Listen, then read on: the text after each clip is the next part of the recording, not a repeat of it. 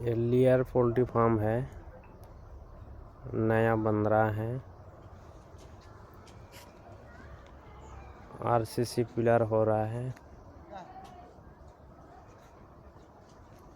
ये होदी बनेगा।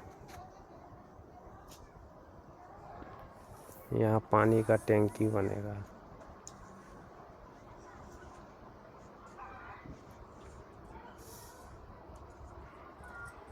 330 फीट का साइड है।